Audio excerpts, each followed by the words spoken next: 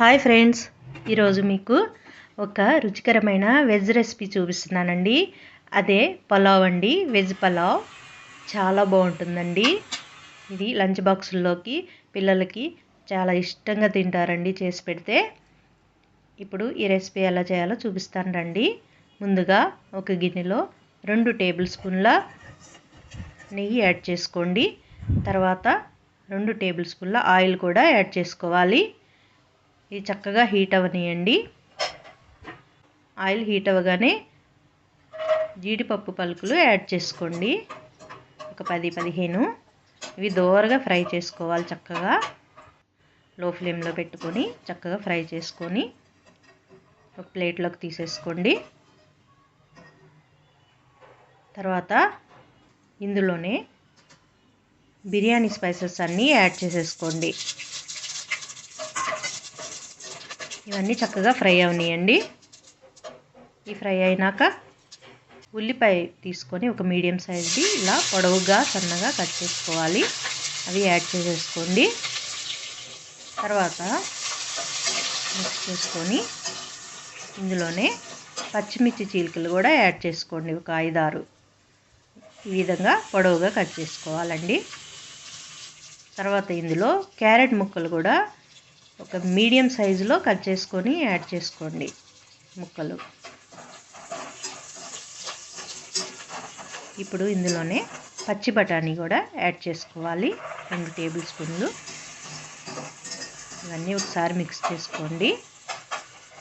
తర్వాత ఇందులో బంగాళాదుంప ముక్కలు కూడా మీడియం సైజులో కట్ చేసుకొని ఈ విధంగా యాడ్ చేసుకోండి.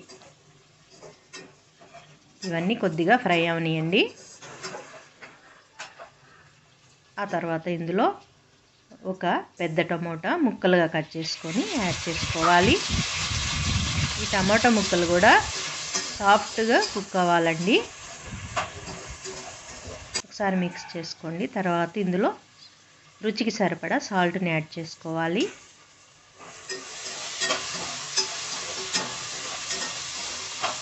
యాడ్ చేసుకొని మూత పెట్టేసుకొని ఒక 1 మినిట్ బాగా కుక్ అవనియండి. 1 మినిట్ తర్వాత చూడండి, వెజిటబుల్స్ అన్నీ చక్కగా కుక్ అయిపోయినాయి సాఫ్ట్గా. ఇప్పుడు మనము ఒక 2 టేబుల్ స్పూన్ల పెరుగుని యాడ్ చేసుకోవాలి.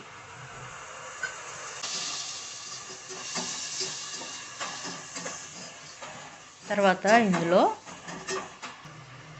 ధనియాల పొడి 1 టేబుల్ స్పూన్, జీలకర్ర పొడి 1 టేబుల్ స్పూన్ యాడ్ చేసుకోవాలి.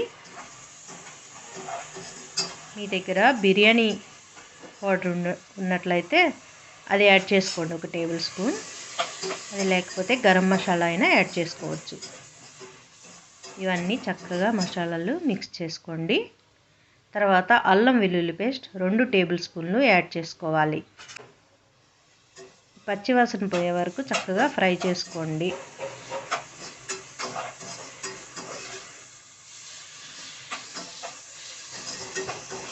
చూడండి, ఇప్పుడు కొత్తిమీర కూడా యాడ్ చేసుకోవాలి.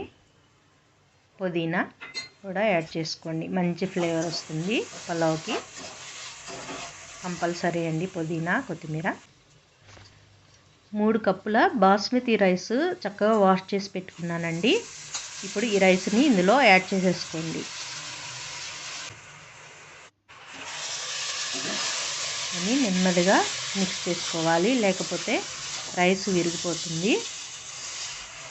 ఈ విధంగా చక్కగా మిక్స్ చేసుకోండి. 1 మినిట్ మిక్స్ చేసుకుంటూ ఫ్రై చేసుకోవాలి.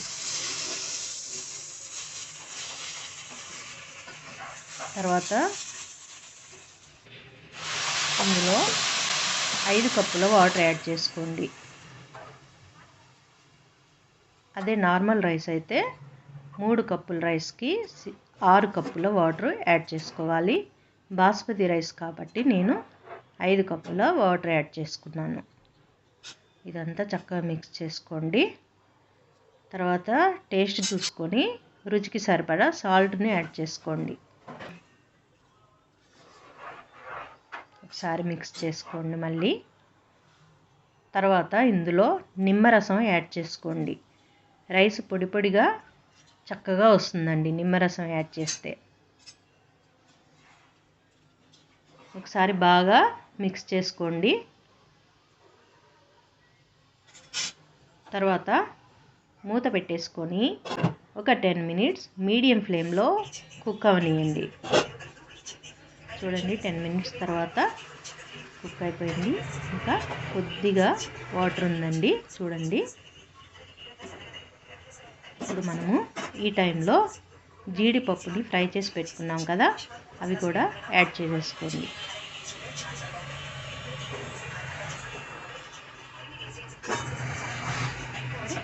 మూత పెట్టుకొని 5 మినిట్స్ కుక్ అవ్వనివ్వండి. లో ఫ్లేమ్లో బాగా కుక్ అవ్వాలి.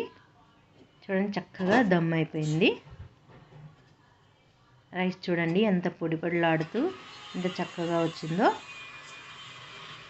ఈ విధంగా ట్రై చేయండి. చాలా చాలా టేస్ట్గా ఉంటుందండి. అందరూ మెచ్చుకుంటారండి.